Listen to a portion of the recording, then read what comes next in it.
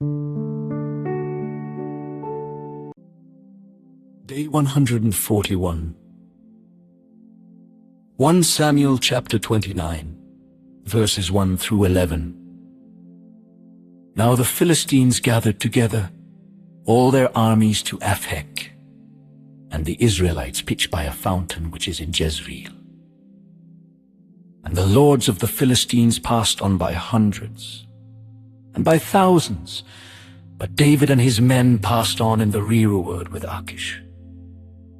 And said the princes of the Philistines, "What do these Hebrews here?" And Achish said unto the princes of the Philistines, "Is not this David, the servant of Saul, the king of Israel, which hath been with me these days or these years? And I have found no fault in him, since he fell unto me, unto this day." And the princes of the Philistines were wroth with him. And the princes of the Philistines said unto him, "Make this fellow return, that he may go again to his place which thou hast appointed him. And let him not go down with us to battle, lest in the battle he be an adversary to us. For wherewith should he reconcile himself unto his master? Should it not be with the heads of these men? Is not this David, of whom they sang one to another in dances, saying, Saul slew his thousands, and David his 10,000s.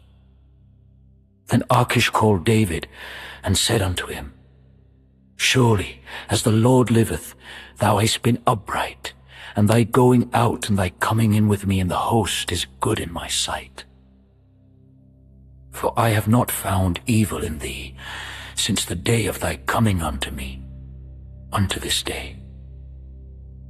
Nevertheless the Lord's favour thee not. Wherefore now return, and go in peace, that thou displease not the lords of the Philistines. And David said unto Achish, But what have I done, and what hast thou found in thy servant, so long as I have been with thee unto this day, that I may not go fight against the enemies of my lord the king? And Achish answered and said to David, I know that thou art good in my sight, as an angel of God. Notwithstanding the princes of the Philistines have said, He shall not go up with us to the battle. Wherefore now rise up early in the morning with thy master's servants that are come with thee. And as soon as ye be up early in the morning, and have light, depart. So David and his men rose up early to depart in the morning, to return into the land of the Philistines. And the Philistines went up to Jezreel. 1 Samuel chapter 30. And it came to pass, when David and his men were come to Ziklag on the 3rd day, that the Amalekites had invaded the south, and Ziklag, and burned Ziklag with fire, and had taken the women captives that were therein. They slew not any, either great or small, but carried them away, and went on their way. So David and his men came to the city, and behold, it was burned with fire, and their wives, and their sons, and their daughters were taken captives. Then David and the people that were with him lifted up their voice and wept, until they had no more power to weep. And David's 2 wives were taken captives, Ahinoam the Jezreelites, and Abigail the wife of Nabal the Carmelite. And David was greatly distressed, for the people spake of stoning him, because the soul of all the people was grieved, every man for his sons and for his daughters. But David encouraged himself in the Lord his God. And David said to Abiathar the priest, Ahimelech's son, I pray thee, bring me hither the ephod. And Abiathar brought thither the ephod to David. And David inquired at the Lord, saying, Shall I pursue after this troop? Shall I overtake them? And he answered him, Pursue, for thou shalt surely overtake them, and without fail recover all. So David went, he and the 600 men that were with him, and came to the brook Besor, where those that were left behind stayed. But David pursued, he and 400 men, for 200 abode behind, which was so faint that they could not go over the brook Besor. And they found an Egyptian in the field, and brought him to David, and gave him bread, and he did eat. And they made him drink water, and they gave him a piece of a cake of figs, and 2 clusters of raisins. And when he had eaten, his spirit came again to him, for he had eaten no bread, nor drunk any water, 3 days and 3 nights. And David said unto him, To whom belongest thou? And whence art thou? And he said, I am a young man of Egypt, servant to an Amalekite. And my master left me, because 3 days agone I fell sick. We made an invasion upon the south of the Cherethites, and upon the coast which belongeth to Judah, and upon the south of Caleb, and we burned Ziklag with fire. And David said to him, Canst thou bring me down to this company?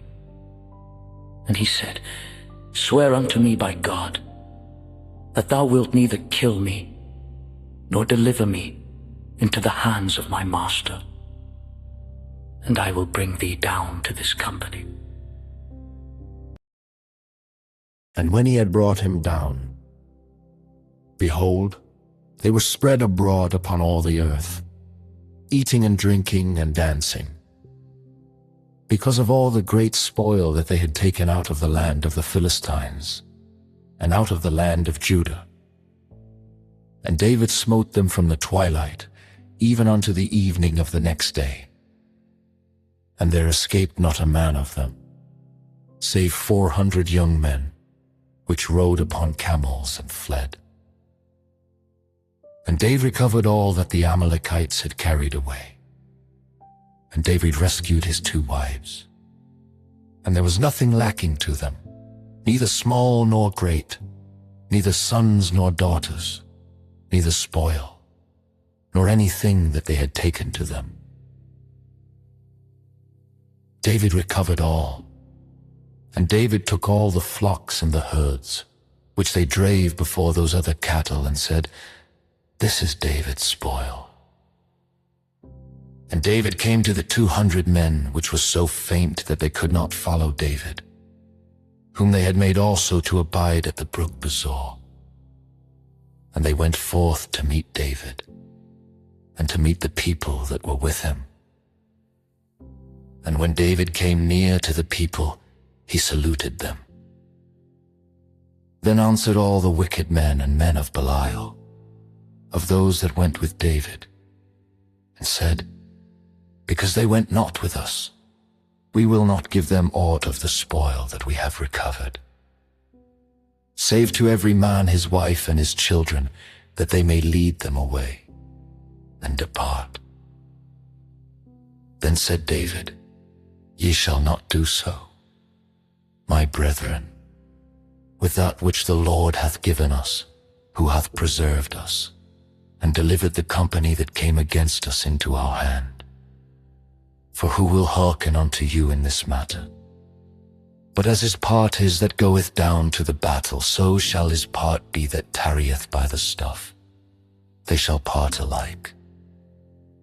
And it was so from that day forward, that he made it a statute and an ordinance for Israel unto this day.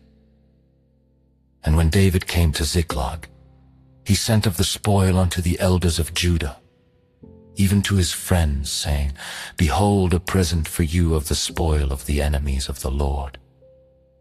To them which were in Bethel, and to them which were in South Ramoth, and to them which were in Jattah, and to them which were in Arah, and to them which were in Siphmoth, and to them which were in Eshtemoa, and to them which were in Rachel, and to them which were in the cities of the Jerahmeelites, and to them which were in the cities of the Kenites, and to them which were in Hormah, and to them which were in Cherashan, and to them which were in Attash, and to them which were in Hebron, and to all the places where David himself and his men were wont to haunt.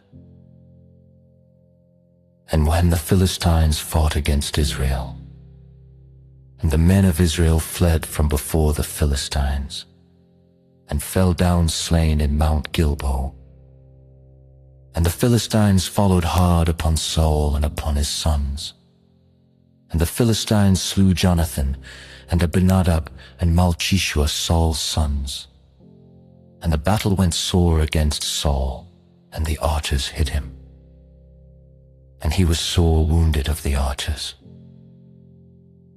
Then said Saul unto his armor-bearer, Draw thy sword, and thrust me through therewith, lest these uncircumcised come and thrust me through and abuse me. But his armor-bearer would not, for he was sore afraid. Therefore Saul took a sword and fell upon it.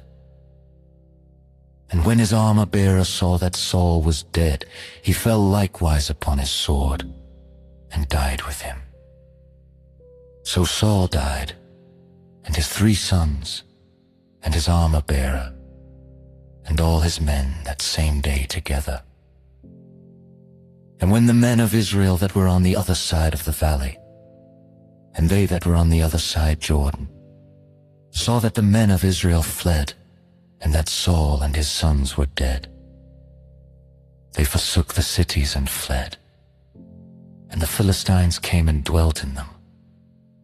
And it came to pass on the morrow, when the Philistines came to strip the slain, that they found Saul, and his 3 sons fallen in Mount Gilboa. And they cut off his head, and stripped off his armor, and sent into the land of the Philistines round about, to publish it in the house of their idols, and among the people. And they put his armor in the house of Ashtaroth, and they fastened his body to the wall of Bethshan. And when the inhabitants of Jabesh-Gilead heard of that which the Philistines had done to Saul, all the valiant men arose and went all night, and took the body of Saul and the bodies of his sons from the wall of Bethshan, and came to Jabesh, and burnt them there.